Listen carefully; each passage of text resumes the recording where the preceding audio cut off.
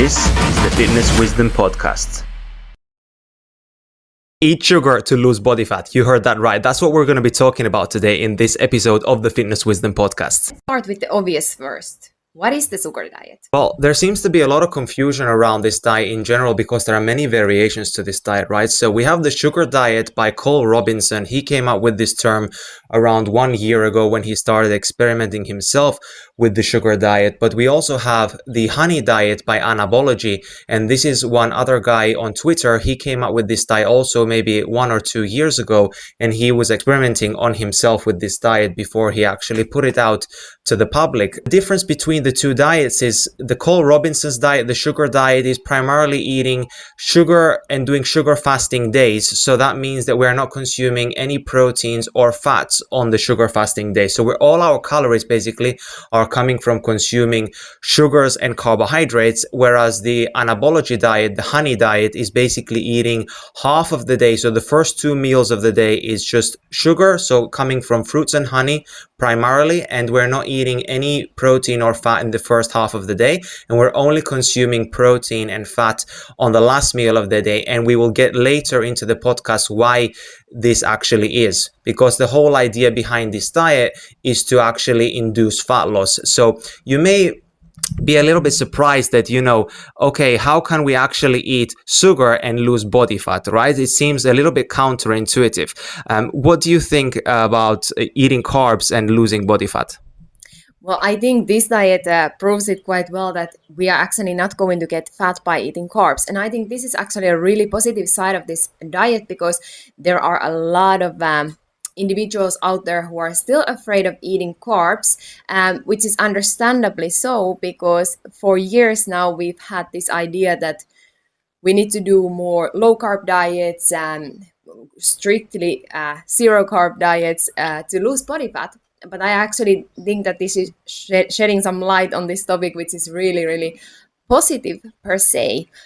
Yeah, but I think we are going to get into nuances why I would also be a little cautious about highlighting certain macronutrient over another, while maybe putting the other ones down a little bit, in a sense that I don't think we should be fearing eating any macronutrients in the long run. But we are going to get into the nuances on this one. Yeah, so definitely this diet, the sugar diet and the honey diet, definitely flies in the face of, the low carb and the keto and the carnivore communities, because there has been this fear and phobia built around carbohydrates. And we have been saying ourselves, myself and Sina, for a really long time that carbohydrates don't necessarily make you fat. It's an excess of calorie consumption over your daily allowance, meaning based on how much you're actually burning and your metabolic rate in general. So if you're going to overconsume more energy than you are burning, obviously you're going to gain body fat no matter what calories you are intaking, whether that is from protein or fat or carbs. But of course, eating an excess of protein maybe doesn't directly correlate to, increasing fat mass as much as eating, excess fats and excess carbohydrates, because those are energy substrates for the body. But we neither want to overdo the protein content as well. Did you want to say something? I was going to say that is this diet kind of teaching us now something else, what we didn't believe about protein before?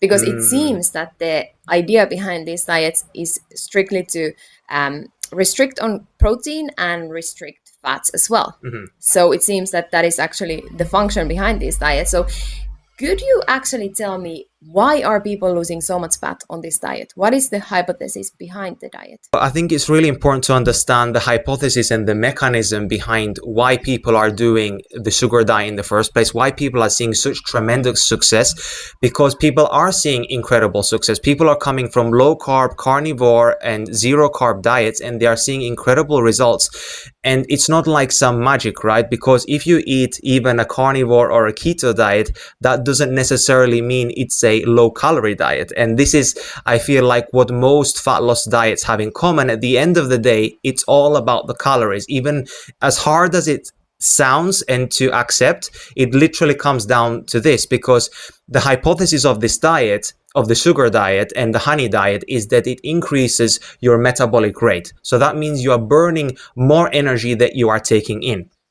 However, there is this belief within the sugar diet and honey diet communities that you can consume as much as you want and you can get away with it because this will increase your metabolic rate. But we beg to differ because we have tested this out for ourselves. That's not necessarily the case for everybody because this is a little bit more bio-individual. Some individuals can get away with eating way more and some individuals cannot, and we will definitely share our personal experience later on in the podcast episode. So back to the hypothesis and the theory and the mechanism behind why this diet actually works. So overall the theme is that you are raising your metabolic rate in general, so you are burning more calories than you are taking in. But how is this actually happening? So the idea is that when we are protein restricting, so it seems that the presence of protein prevents this one hormone from being released, the hormone called FGF21, which actually raises our metabolic rate and allows us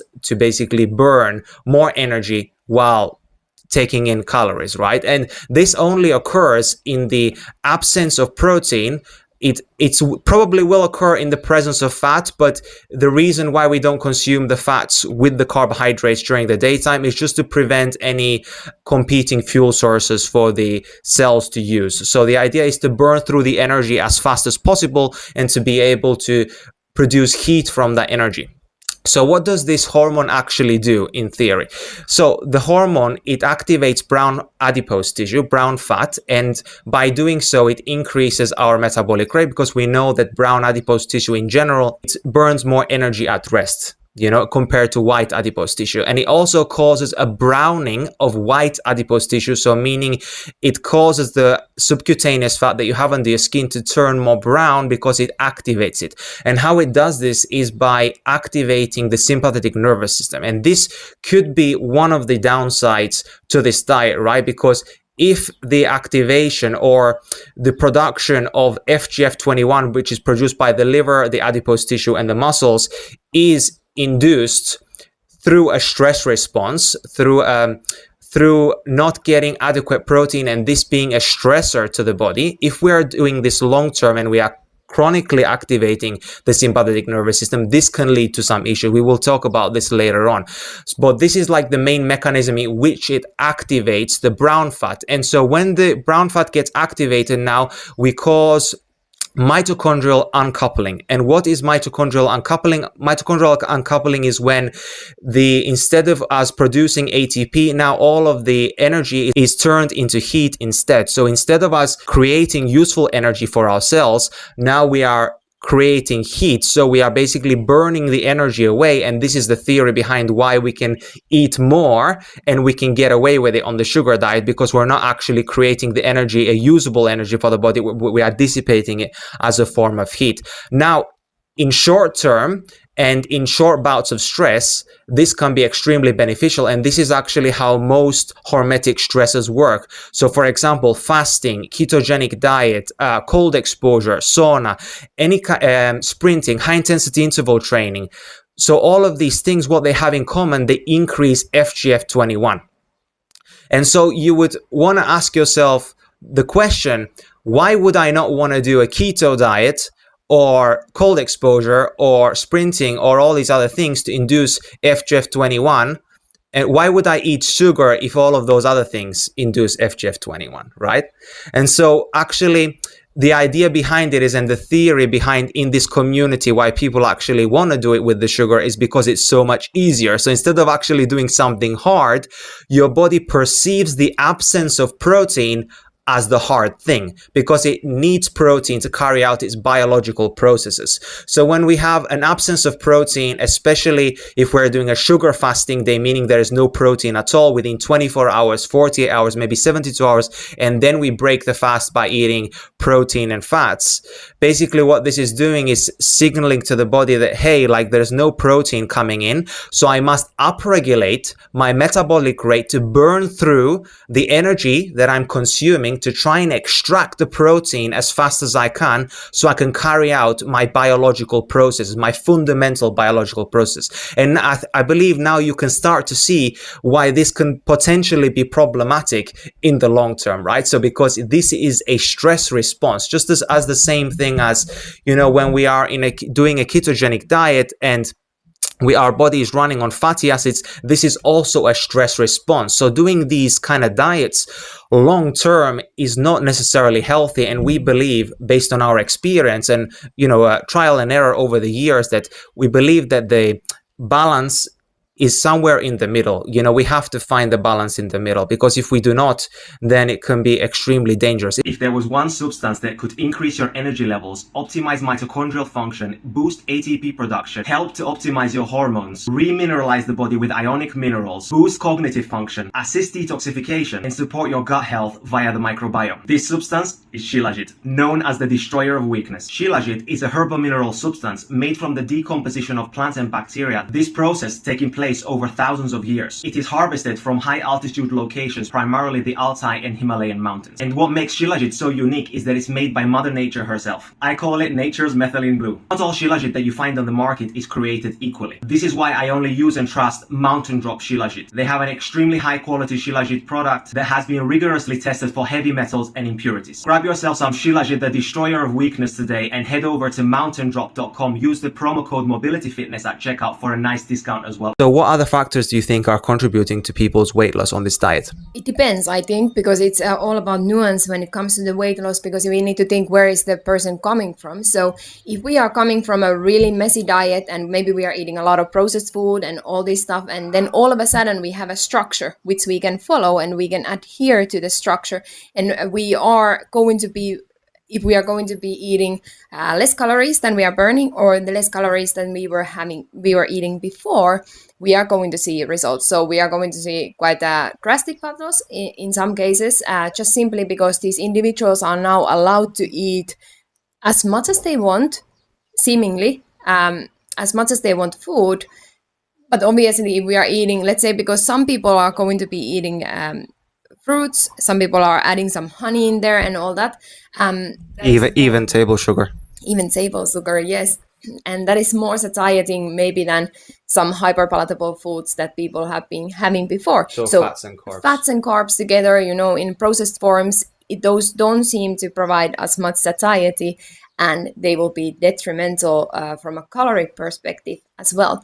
And that would be one thing. But of course, another thing would be that, yes, if we are, I mentioned that if we are eating less calories, one thing which I think is pretty important as well, if we have been eating a lot of crap, let's say, or even in some cases it seems that if people have been overeating protein as well, now that we are reducing the load from our system to a certain extent, and we are eating only simple energy, so sugar, honey, all that stuff, now all of a sudden the body is going through a detox, and that's going to be beneficial for the weight loss to a certain extent as well, because remember that we need to have like those catabolic states and anabolic state in balance. But now the concern would be if we are driving those catabolic, because sympathetic activation, it is a catabolic state more than it is anabolic. So if we are staying in that state for a longer period of time, maybe we are not getting those benefits anymore. So I think in life, like, we just need to understand that things come in cycles. So we are supposed to maybe feast and we are supposed to maybe fast. So I think it's good to follow this type of cycles in the long term. But anyway, the detox will be adding into that. And another thing which I was going to mention was the, well, obvious, quite obvious, but not so obvious, is the lowered gut mass. So because people, often when people jump on a diet and they see drastic weight drop. So that is not coming from fat, right? It's coming from fluid. So fluid fluctuations for sure in the beginning, but also all of a sudden, if we are easing up the digestive tract load and all that, then we are losing a lot of gut mass as well, and that is going to attribute to the weight loss in the beginning phases.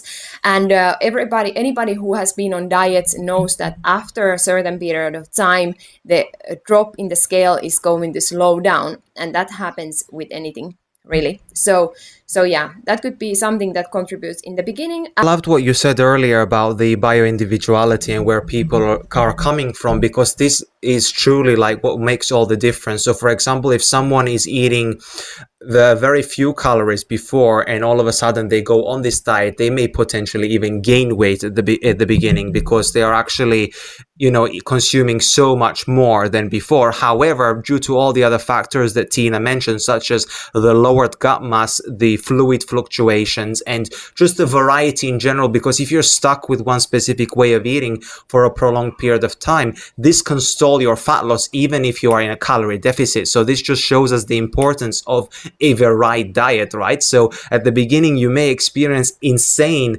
results, and you may feel flatter stomach. You may feel that everything is feeling so good. Your energy levels are better because your mitochondria were craving something different. And now they, once they get oversaturated on a certain macronutrient, then all of a sudden it just stops working, right? And eventually I believe that people on this diet are going to hit a wall. They are going to hit a plateau, especially with these dangerous claims being made out there that they can eat as much sugar as they want. We do not believe that to be the case at all. Maybe we can talk about our experience right now. What do you think? Well, I wanted to mention that one because some people are so good at eating a lot of food, and of course, yeah, and of course, there is all to do with the leptin signaling and all that. Yes. So it just doesn't seem that a lot of people, or not a lot of people, I don't know if it's, but some people, they just don't get the same satiety signal. So, for example, what I heard before was that okay, you can eat as much as you want, you get the sweet aversion and all this stuff. Personally, doesn't happen. No, I could eat so much honey, so much fruit, no sweet aversion. I could just keep going. But what is sweet aversion? Oh, okay. So when you eat something super sweet and all of a sudden you just feel like, ooh, I can't have this anymore. And normally if you eat honey from a jar, you will get that at some point. But it just seemed that actually in this diet, those signals got totally messed up. Personally, yes. And but do you think that also because you are such a highly active individual, maybe because your mitochondria are working so much better than someone else, and they are burning through that fuel so efficiently and so fast, that you could tolerate eating so much food? But for example, somebody who doesn't exercise, maybe they would hit that sweet aversion faster. Yeah, that is potential for sure. That is one factor, but also what I found, but that because we are activating those sympathetic pathways, and personally, that over a long period of time, okay, I'm talking about 10 days here. So I was doing the diet for 10 days. Which diet? Which one of them? Honey diet, because I was doing honey and fruit in the daytime, and in the evening, protein and fats. So you were protein restricting throughout the day, and you were basically eating all of your fats and proteins in the evening. Exactly, that's what I was doing, and I was restricting on the protein more than I normally do. So normally I hit 1 gram per pound of body weight for protein, but on this diet I was going for 0.5, so around 60 grams per protein per day. And additional to that, I was keeping my fats moderate now, because my aim was not to lose weight. So it is recommended on this diet to keep the fats low, but because I didn't want to lose weight, I kept my fats around 50 grams per day, which is, well, it's relative. Everything is relative. So if we are restricting carbs, obviously that sounds like super low fat, but if we are eating a lot of carbs, that is somewhat high. I was actually hitting 600 grams of carbs per day, which is pretty impressive for a woman of my size. And you were going to Yeah, so I just wanted to say was that it does actually work. This diet does actually increase your metabolic rate. We both witnessed it to some degree, and it just showed actually the difference in the individuality, right, in our biology. Because I was the reason why actually I wanted to start the diet in the first place and try it was because I hit a fat loss plateau with my 2000 calorie diet, right? I was eating a varied diet, protein, fats and carbs throughout the entire day. I was not restricting any specific macronutrient. I was eating 1 gram per pound of body weight in protein, and all that good stuff. And my fats were pretty high too, so around 60 to 70 grams of fats per day, and the rest of the calories from carbohydrates. But I wanted to try and see, is this diet like what they claim it to be. And so I actually tried it, and I noticed that, okay, the first day I was absolutely starving, and that's actually a feature of the diet, not actually a problem. You actually are supposed to be hungry because the hunger signal is indicating that you are burning through the energy extremely fast and that your metabolic rate is actually increasing. So when you have an absence of fats and an absence of protein, now you have no competing fuel sources for which energy is going to be utilized as a form of energy, right? And basically you are just burning through it so quickly, and a lot of that energy that you're burning through is actually being wasted. It's not even being, given to your cells, which is exactly why it could be problematic long term. Short term, this can be an incredible strategy for fat loss, and this is why we believe it's an incredible tool for people to utilize. However, there are a lot of nuances in this, and it is very bio-individual. So someone who is obese, overweight, or diabetic, they could be FGF21 resistant, insulin resistant, leptin resistant. And so by doing this diet, especially if they do not account for calories, can be detrimental to their health. Whereas if they are accounting for calories and they are in a deficit, well, of course, because they're in a calorie deficit, even if they did a balanced diet, they would begin to lose body fat. But because if they are eating more calories than they actually need, and they are doing this specific way, and then they're resistant in all these other hormones, it could be potentially detrimental. But what I was trying to say about my own experience was I was eating 2,000 calories, and then I was able to bump up my calories to 2,500, so 500 calories more than I was eating before, and my weight began to drop down, even though I was hitting a plateau at 2,000 calories and my weight wouldn't budge. And all of a sudden I noticed, again, like all the things that we mentioned, because of all the different factors, so a lowered gut mass. I noticed that my belly totally shrunk from the inside. It wasn't so that I lost necessarily so much body fat, but I noticed that a lot of the swelling from the inside of my gut went down because I reduced a lot of the stress on my gut from the extra protein, the fat, and the fibers. I was eating more simple sugar. So when you restrict a lot of those things, now your body's, again, what we said, is going into more of a detoxification state. And you can maybe talk about where you started off with your calories and what you needed to do, because it just shows the bio-individuality with this diet. Yeah, absolutely. Actually, my motivation for going on the diet was because you were going on it, and I was kind of like, no way. I didn't want to do it because I was doing really great with my diet. I have a balanced approach, carbs, protein on all meals. Evening, I don't eat carbs. I do more like a keto style. Same. Yeah, just to allow the body the chance to recuperate over the night, because there would be a reason why we want to implement some intermittent fasting here and there. And we do believe that entering ketosis is absolutely healthy. We just need to know how to do it right. 100% right. Yes. So I wanted to go for it from detox point of view, really, because I understand that traditionally protein restriction has been part of different cultures, and there is a reason why we want to have let's say 1 day of no meat or something like this, or some cultures do longer. So that was a fascinating idea for me for a long time, but I actually didn't want to do that because I didn't want to lose muscle mass.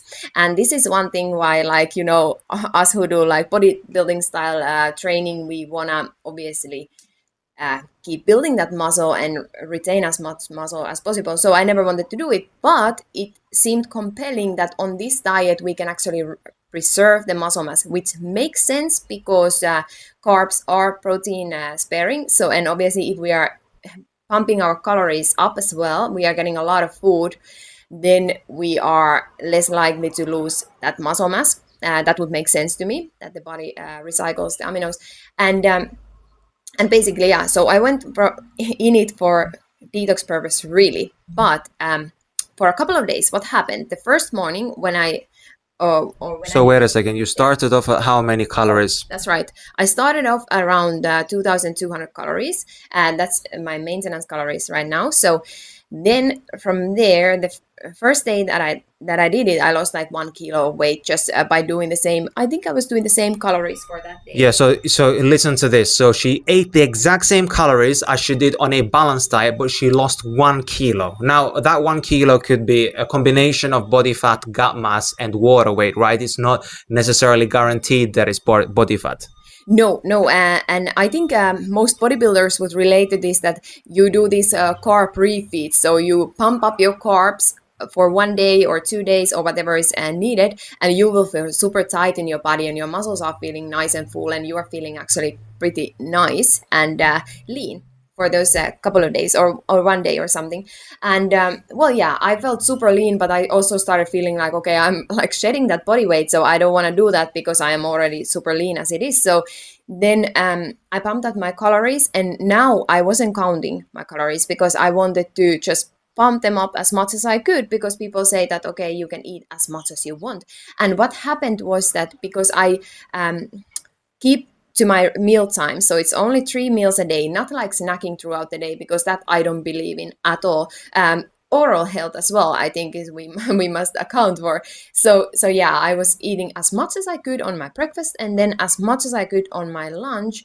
And by the dinner time, I was absolutely starving. I was absolutely starving all the Yeah, time. yeah, I think that's like one of the biggest issues. But then, yeah, you bumped your calories up from Yeah. 2,200 to 2,800 approximately, or how much? Yeah, now I can continue. So I counted my calories. So I went around 3,200, and then kind of naturally I came down to 2,800, because I was always just checking in the end of the day. So I wasn't restricting my meals at all. So yeah, by doing so, I was first still, I was kind of losing and I was kind of gaining, but I think it would make sense that when you eat so many carbohydrates that you will have fluid fluctuations all the time. So you cannot expect a stable weight on the scale, I feel.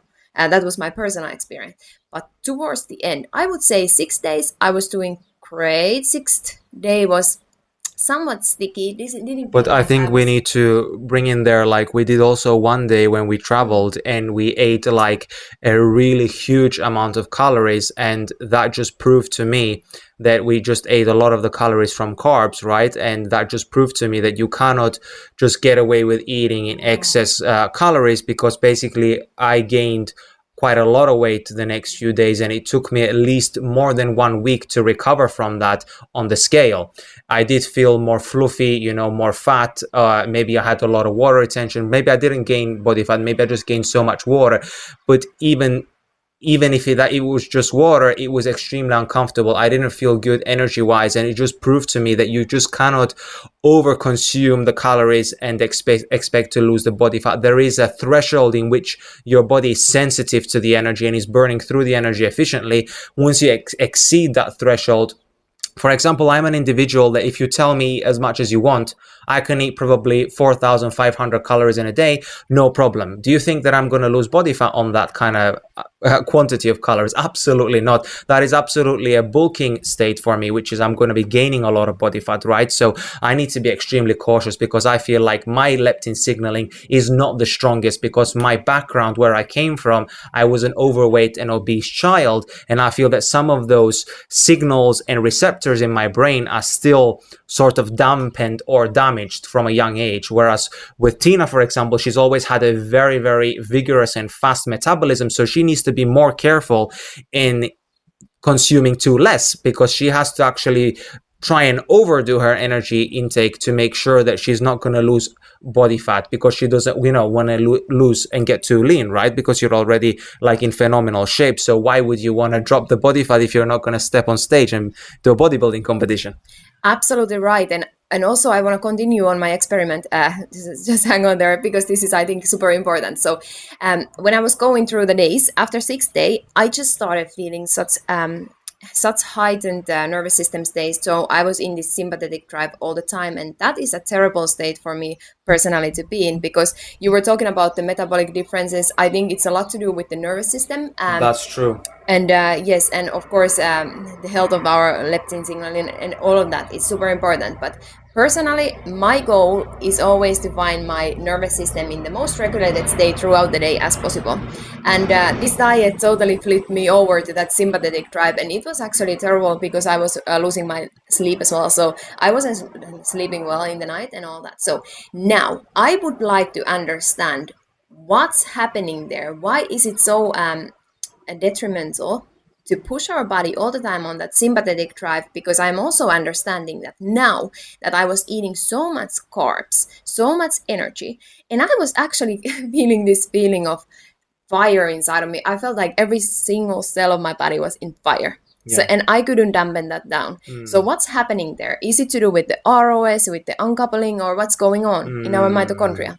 I think it's a combination of all, and we know that mitochondrial uncoupling in excess, as we mentioned previously, mitochondrial uncoupling is when the body is not making the energy substrates into ATP, it's actually converting it to heat in the body, right? So we are losing a lot of cellular energy. And if we are a person who needs more cellular energy and our redox is low, so basically our ability to generate energy for the cells to be able to survive and to, carry out its biological functions, this could be potentially extremely dangerous, especially for an individual like yourself who has already a very high metabolism, right? So your metabolism is already extremely high. You're creating probably more ROS than a regular person, right? Because what is metabolism? Well, when your metabolism is high, that means you are converting more of the energy into ATP, and you are creating also ROS in the process, reactive oxygen species. And reactive oxygen species in excess can be detrimental for the cells. It can cause mitochondrial dysfunction and damage,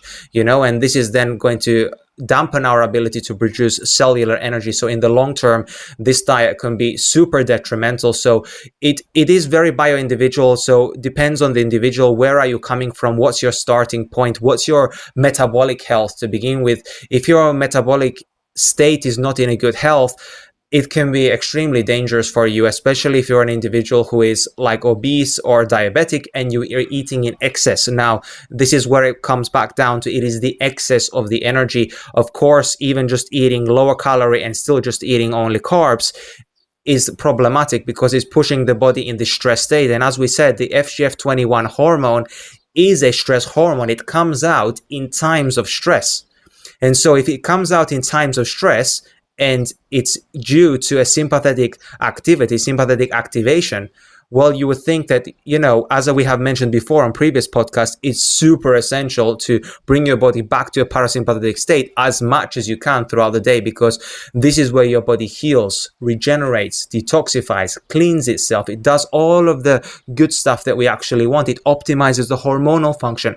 But if we are all the time in a sympathetic drive, we are creating so much metabolic waste, so much reactive oxygen species, that the body now is so overwhelmed that it basically can even get stuck in that state, even if you try and do parasympathetic activities. Yeah, absolutely. And I do want to say that any diet, because we were talking how this can be detrimental, any diet can be detrimental. And here's the thing, like we need to understand where is the person at and what is their body needing at that moment. So jumping on a diet, which is elimination diet or restrictive diet or all that, jumping on it and expecting that I'm going to stay on it for the long term and I'm just going to do it until eternity, then that's probably a little bit dangerous. So with these type of diets, I think there has to be always a strategy. So also, what is the exit strategy? Methylene blue, an incredibly powerful substance that has an affinity for the mitochondria. Discovered in 1876 at first as a textile dye, it didn't take long before it was noticed for its unusual biological effects. Here is a list of all the things that methylene blue is known for. My personal favorites, it is effects that it has on the mitochondria. Methylene blue acts as a redox agent. What this means is that it has the ability to grab onto electrons, donate and transfer them anywhere where energy is required in the body. And we know that most Neolithic diseases these days are due to a lack of cellular energy, ATP. The more electrons we can get through successfully along the electron transport chain in the mitochondria, the more deuterium depleted water we can make,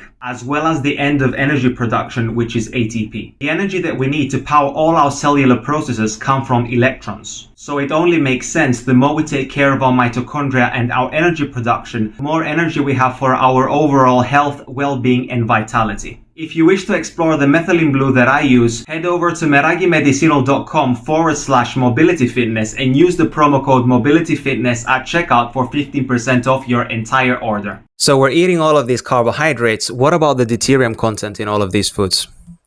Now, I have with deuterium content in the foods, I've come to this understanding that, well, personally, I've been observing my body, how does it respond to different foods and all that. And I've come to understand that maybe it's more about the energy balance than it is about the high content in the foods. Because no matter what type of food I overeat, I wouldn't feel that good. It doesn't feel that my mitochondria is working optimally. But if I'm restricting the energy of the total of my day, but even if I'm eating like these higher deuterium foods, I feel somehow that the energy system is working really, really fluent. So now I'm very intuitive with my own body. So this is how I observe them. And this is how I am passionate about these things. And then the other thing, what I noticed on, because it is known that fruits are higher in deuterium, which makes sense because the water content closer to equator is higher in deuterium and all that. So now here, for example, where we live in the 31 latitude or something like this. Yeah. Yes, I tasted that the water is way more sweeter than it is in my home country, which is Finland. So I just feel that there is the sense that there is the difference in the deuterium content in the water. But what happened in this diet, because normally I need to drink a lot of water. We do drink RO water, so reverse osmosis water. So it's not that the minerals in the water would be making it taste somehow different. But what happened with this diet But just to mention that we remineralize and structure our water, because when you reverse osmosis the water, you remove every single mineral out of the water. And just to mention before you dive deeper, I think it would be good to just tell people, if people don't know what deuterium is, I'll just explain real quick. So deuterium is basically a heavy isotope of hydrogen, and why this heavy isotope of hydrogen is potentially problematic is actually when it can get actually into the mitochondria and it can jam the ATP synthase, which is actually what produces the ATP in the cells. So it can actually destroy the motor inside of the mitochondria, which produces the ATP. So if you think about less functioning mitochondria, less energy production, which means less energy for your cells.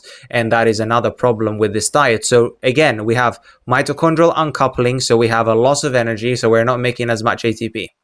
If this diet is consumed in excess, so eating more calories than your body actually needs, and especially from deuterium rich foods, which is basically all sugar foods are basically high in deuterium naturally, especially processed foods. Those are even more higher in deuterium, unfortunately. So this can be like a double whammy for the mitochondria, and it could be quite detrimental in the long term. We do not know the mitochondrial consequences to this diet. But what I did want to say though, and this I think it was quite a positive understanding. So when I was eating this diet, I was eating local fruit, honey, all that, no processed sugars ever. And basically, I didn't need to drink water almost at all. I drink literally 1 glass of water in the morning when I woke up. The rest of the day, I just wasn't thirsty at all. And I just feel that there was so much minerals from the fruits and all that. So it was keeping the hydration inside of my cells, which was fantastic. So I think that would balance out the deuterium content somewhat to a large extent, actually. You mean because you're actually not drinking the drinking water? Yes, absolutely, because I was basically getting all my drinking water from my fruits. Yeah, and the cool thing is about fruits, and one thing that we do need to actually say here is that we are not advocates of eating candies, eating processed foods on this diet, because we're not advocates of these things in the first place. We would not go out and just consume energy drinks just because they have sugar in them, and fruit juices which are processed, and basically anything which is processed, because this is one big danger in these communities. They are just putting out there the idea that you can just overconsume as much sugar as you want. It doesn't matter what format it comes in, but there are downstream consequences on the mitochondrial level. As we talked about, you're going to create so much ROS, you're going to have to detoxify so much more, and so there are going to be consequences in the long term if you actually eat processed sugars. And this is why, if you are going to do this diet, you need to be extremely careful and actually only eat natural sugars. Well, that is what our belief is, because we are believers that anything that nature provides is going to be way more healthy for you compared to man-made foods. I would like to, just to prevent any misunderstanding. So yeah, like even though if the sugar is the same form as if it comes in the nature, so let's say you have just simple sugars from your candies, but I don't think necessarily like we want to build the picture that sugar is somehow different from the sugar in fruits, but it's just everything else that comes along with that. So in fruits, we have all types of antioxidants, minerals, cofactors, whatever there is in we don't even necessarily know all of that. So it's totally different when we are eating something that is processed with all kinds of sweeteners, not necessarily sweeteners, colorings, preservatives. flavors, all this type of things. So yeah, I think that is the key point here. So we are not trying to say that the sugar is somehow better in fruits, but it's just the overall food matrix is different.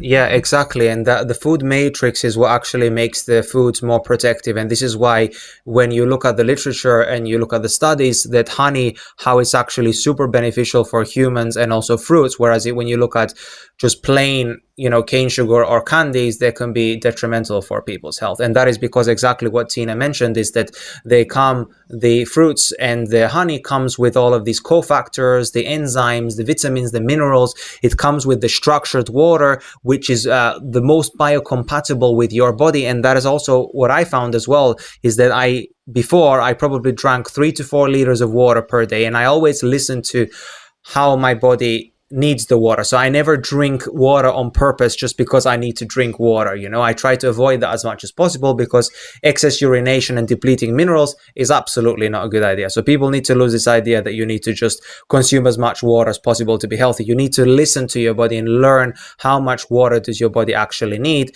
and how many minerals does your body need. So you need to make sure that your water also has minerals. And the cool thing about this diet is that if you are eating a whole food, carbohydrate rich diet, it's going to help also, to hydrate your body on a cellular level. Because the water is structured, it comes with the perfect balance of minerals. We almost didn't need to add any salt to our foods either. So that's something that you need to pay attention to as well, that if you are over consuming salt on this diet, you may notice excessive water retention because you do not need the salt as much on this diet, because this diet is super hydrating and you are getting a lot of minerals from the different carbohydrate sources. And another factor why it's so hydrating is because insulin rises, and we know when insulin rises, it holds on to more water in the body and more minerals, so we're not depleting as much water from the body. And you probably do notice, if you have done a low carb, zero carb or carnivore diet before, that you urinate way more frequently, and when you drink water it goes through you pretty fast. But on this diet I didn't urinate half as much, and I didn't even need to drink half as much either. Yeah, however, it's a little bit tricky with the salt balance and all that, because obviously we need to have those mineral in right ratios in our body. And of course, if we are eating, like I was eating a ton of bananas, for example, so I don't know how it will equate to my potassium to sodium ratio. So far I was feeling good. I was adding I was adding salt on my meat in the evening, actually.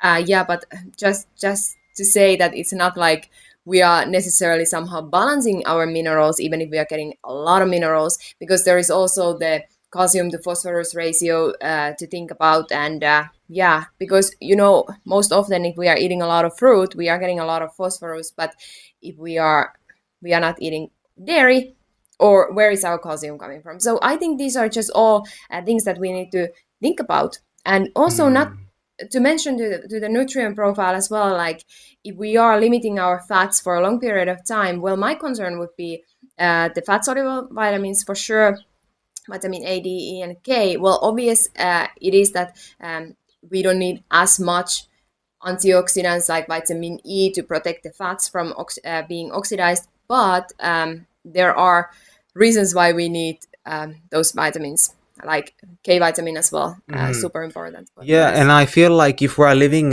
life more in alignment with nature in general, because we, as human beings, we have this idea that we need to make sure we get our vitamins and our minerals, and we're so obsessed with like nutrition. And as Dr. Jack Cruz mentions, it's so much to do with your light environment and your lifestyle factors, because if you live in the right light environment and you have good lifestyle factors and you're not sympathetically driven all the time, you're not burning through minerals, you're not destroying your vitamins, you're not like needing to replenish them as fast. So you can, a little bit from nutrition goes a really long way. In the past, when people used to live ancestrally.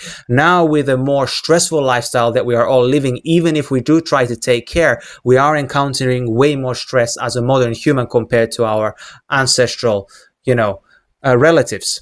Absolutely. And if we think about vitamin K2, for example, I need to mention this though, because before our microbiome used to be so different. And we know that vitamin K2 is a byproduct of fermentation. So how are we doing with all those kinds of vitamins and minerals and all of that, what maybe our body was able to synthesize, or the microbiome in our body was able to, how is it going these days. So I think we just need to be a little bit more cautious on this side. Like you mentioned, our light environment sucks and all that.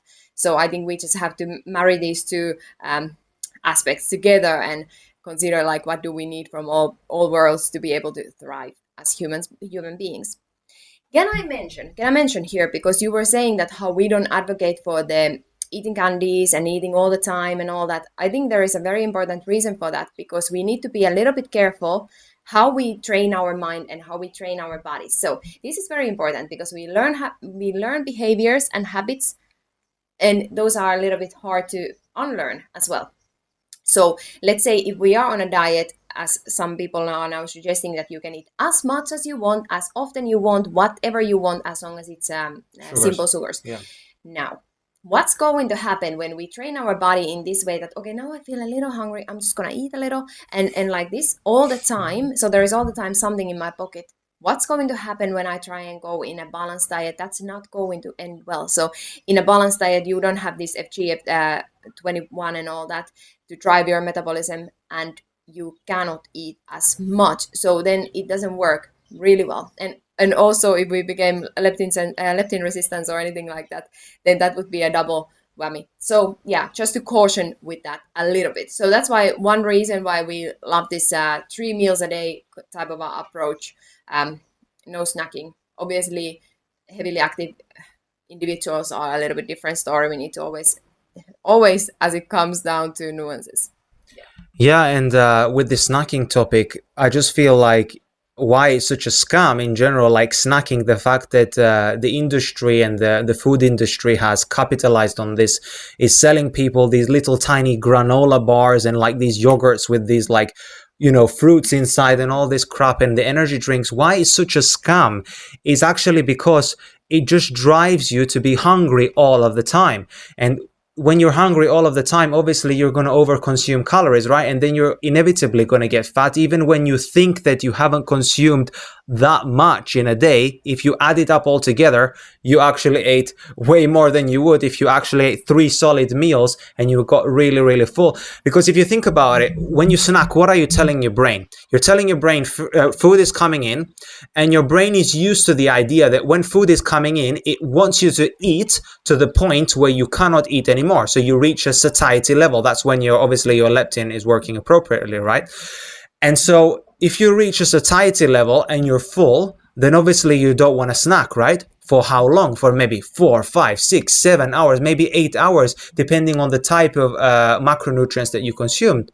And so if you're eating only a little bit, you're basically telling your body that, oh, like I will just stay in this expectation state all of the time, because you're never reaching that point where you're telling your body, hey, like we have now enough nutrition to run for a period of time. We don't need this hunger response. You know, we don't need this ghrelin hormone to be active. We don't need to feel like we're all the time hungry.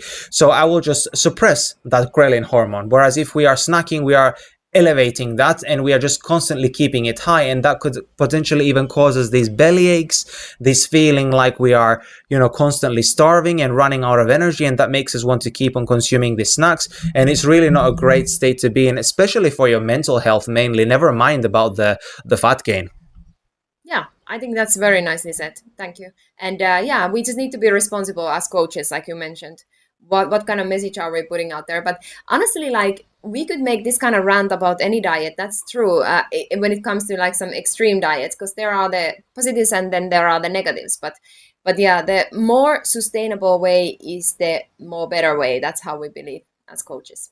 Light influences every single system of your body, from mood, skin health, cognition, energy levels, gut health, sexual function, training performance, recovery, wound healing, body composition, and so much more. This is why I make sure to block the harmful artificial blue light and expose myself to the beneficial wavelengths of light to optimize my biology. Upgrade your biology today by upgrading your light environment. Head over to emrtech.com/mobilityfitness and use the promo code mobilityfitness for a massive 20% discount at checkout for the best red light therapy panels on the market and the best blue light blocking glasses. How would I come off of this type of a diet if I have been doing it and then all of a sudden it's not working anymore, or I feel like I want to go back to a balanced way of eating? So yeah, this is really, really challenging, right? Because a lot of people have jumped on this diet and they jumped on it because they were having difficulties losing weight in the first place, right? And they feel like they finally found the key and the tool, which is setting them free. So meaning they're allowed to eat as much sugar as they want, and they feel like they're in heaven, and they're in this honeymoon phase at the moment before their mitochondria potentially could, get harmed in the long term. And this is a problem, right? Because when they try to come off the diet, what actually happens then? Does the metabolic rate decrease? If the metabolic rate decreases and you keep consuming the same amount of energy with a balanced approach, what's going to happen then? Well, you can imagine, right? So you are expending less energy and you are intaking more energy. So what does that mean? That means fat gain as a result automatically, right? And so this can be extremely dangerous, and you need to get off it in a very, very clever way. So if you ate, for example, 2,000 calories before you got on the diet, and then now you could eat 3,000 calories on the diet, if you continue eating 3,000 calories, with a balanced approach, this could result in a lot of fat gain because you will not have the pro-metabolic effects of the FGF21, which is the stress response by the body, right? And the reason it's doing that, as I mentioned previously, is because it's trying to burn through the energy to find the protein, because the protein is absolutely vital for all biological functions. And this is why it's so important to consume protein. And so basically, you need to be able to calculate and estimate how much can you actually eat without gaining body fat. And there will need to be a little bit of an experimentation phase once you come off. I personally found that I had to go back to my 2,000 calorie diet, even though I was eating 2,500 before on that diet, because if I ate 2,500 with a mixed diet, so meaning proteins, fats, and carbohydrates distributed equally across meals, I would have gained body fat, and I even, the reason why I actually came off the diet was because I started to see diminishing returns on the results of the diet. So I actually believe that I became FGF21 resistant, and maybe let's talk about that a little bit because we didn't get into that at all. And what are the dangers of elevating the FGF21 hormone chronically, even in non-obese individuals? Yeah, so basically, when you chronically elevate a hormone, any hormone, right? Like if you chronically elevate it, you overproduce it, and your ability for your cells now to utilize it now becomes numb, right? So the receptors become numb to the signal. So the body's trying to constantly produce more and more of the hormone, but the receptors now are becoming numb because there is too much floating around of that hormone in the body. And so when you're overproducing it in the long term, it can actually have the opposite effects. It can actually downregulate metabolism, and then that can increase fat storage. That can cause leptin resistance. So that means that now your satiety signals are completely shut off. You feel absolutely hungry all the time. You become just a pure sugar burner. And this can be, again, like extremely dangerous for your mind, your mindset mentally. And one of the difficult parts with which I found on this diet was that I was a little bit mentally more unstable on this diet. I found that I was more irritable between meals, especially because I felt that I was all the time hungry. Even though I was eating 2,500 calories, I bumped my calories up on purpose so I don't feel like I'm starving. I still found that I was more irritable between the meals. I found that my cognitive function wasn't there. I didn't feel so as present. I felt like my mind was constantly thinking about the next meal. When am I going to eat next?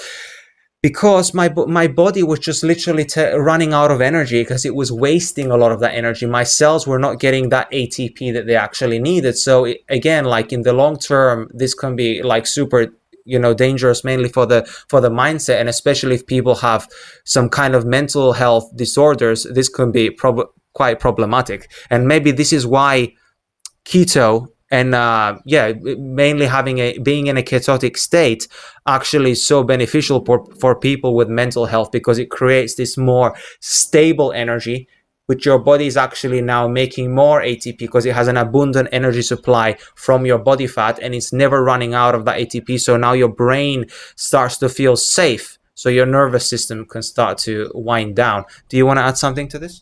No, I just want to say that now it seems to me that we are not so much of an advocate of this diet. Is that what I'm hearing? Well, It depends. Like as we said at the beginning, it really depends. It's all context dependent. So, for example, if a person is metabolically healthy, their nervous system is regulated, because this is a really big thing, right? Because as we said, this diet is activating your sympathetic nervous system, and this is the way it activates the brown fat, increases the metabolic rate, and all that good stuff. So maybe in bouts it could be beneficial. And like there is this understanding in the traditional medicines and all this, that someone's medicine can be the other person's poison, and also the dose makes the poison. Is that how we say? Yeah. So we need to always, I think, implement these things in the right amount, for the right person, for the right time. And then I think this can be phenomenal. So actually, because we got into this diet because we believed in it and we really wanted to see what it can offer. And I do still believe that it can offer so much. So there are so many reasons why we would want to implement it, but we need to know how and when and how much. Yeah, absolutely. And, since this diet does induce this stress state, so many people, right, they are avoiding doing the hard things, which is the ice baths, the workouts, like doing all of the hard things. These hard things actually are known for inducing FGF21 themselves, but it does so in a healthy way.